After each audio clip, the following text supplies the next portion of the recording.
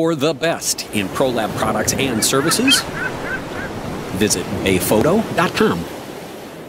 Hi, I'm Suzette Allen, hybrid photographer specializing in talking portraits.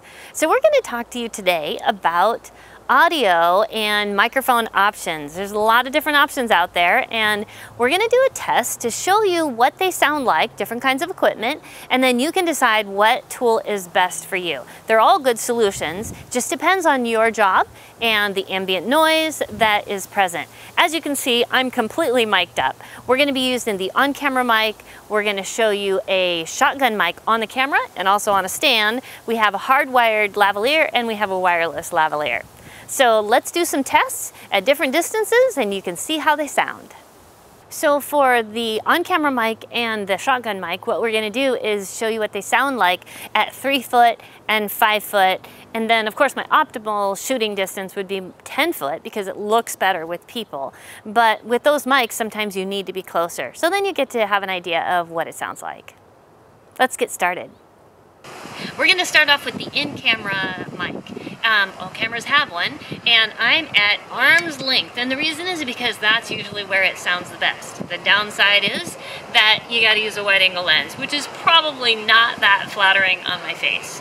And you're likely to hear a lot more ambient noise with this because it's omnidirectional. You can probably hear the wind and all that. But this is 3 feet away, and this is what it sounds like at 5 feet away. Obviously, you can hear a little bit more wind and probably the road noise. This is my backyard, and we do have a highway that's maybe half a mile away. You can kind of hear the roar out there. So this is what it sounds like at 10 feet away. But I'm probably going to have to talk a lot louder for you to hear me all the way back here. By the way, I am zooming in a little bit to keep the framing of the portrait the same throughout the tests.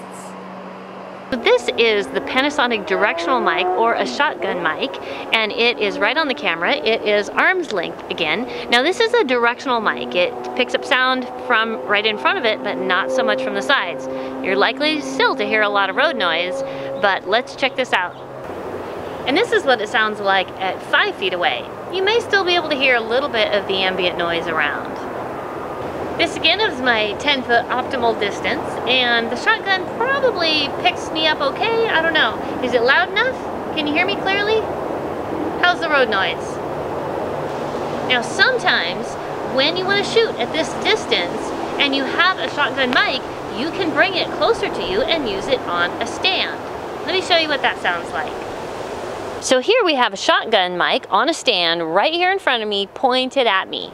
You can probably hear me a lot better now, rather than being 10 feet away. Now again, you are tethered by a little cord between here and the camera.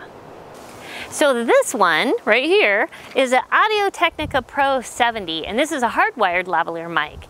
So it does have a little box here and it's battery powered, but of course you have this big tethered cord that goes either to your camera or a mixer, but it's relatively nondescript. So the nice thing about this is it's on your lapel and you can move around, although because it's a cord, a stationary subject is probably the best. It is a cardioid directional mic, so that means it's somewhat directional, but it may have a little bit of variance if you're speaking towards the left or to the right, or let's say you're working on a computer and you're looking down, it may be a little bit louder than when you're looking straight ahead. Now with any lavalier mic, since it's pinned to your clothing, you do have to be careful about when your client moves their clothes. You may hear a little bit of scratchiness on that, but that's just how it goes with any lavalier. Okay, so here's the last one. This is a wireless lavalier, and we have a transmitter, and of course there is a little receiver box, looks just like this on the camera. It's on the hot shoe with a little plug going into my audio jack for the Lumix GH3. The nice thing about this is not only can I be 10 feet away or more, it allows me to even walk away from the camera or speak away from the camera, and it picks it up evenly. It does give you lots more freedom. I'm not tethered by a cord or anything. I can just put this in my pocket.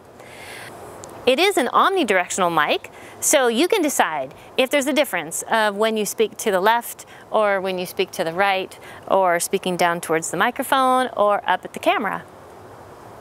Since this is a wireless microphone, you'll probably have to go to the website to find out what frequency range is going to give you the most clear channels in your area. Remember, anytime you're doing audio, you should definitely have a headset on. Can you hear that? That plane flying over? That's the kind of thing that our minds just screen right out. But when you've got your headset on, you can hear it. You should always be aware of what your microphone is picking up, whether it's a lavalier mic or a shotgun or whatever. It's really important to be able to hear exactly what's going on. And sometimes, like even with a wireless, the battery could go out and you would have no idea unless you're monitoring it. So personally, I don't like to have the big headphones on, but even earbuds works. And if you need to be able to hear and interact, just keep one earbud in and keep the other one free. It will make the difference between good and excellent, and it'll also allow you to reshoot if you need to, when if you find out later, it might be too late. So let's talk about prices. Well, first of all, the in-camera mic is paid for because it's in your camera. Then we've got the shotgun mic or the directional mic. And the one I'm using is the Panasonic one made for the Lumix GH3, and it runs about $250. But you can look at a Rode brand, spelled R-O-D-E, and they have mics ranging from $120 on up. Next we have the Audio-Technica Pro 70. That is the hardwire mic, the lavalier, and it runs around $95. Of course, you can go up from there, but honestly, if you're going to spend more than that, you might as well get a wireless one.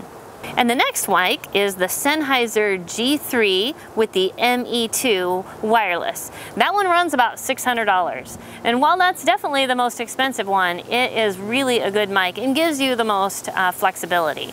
Now, one thing, if you're only going to use a mic like that on occasion, you may be able to rent one. So look into your rental houses nearby.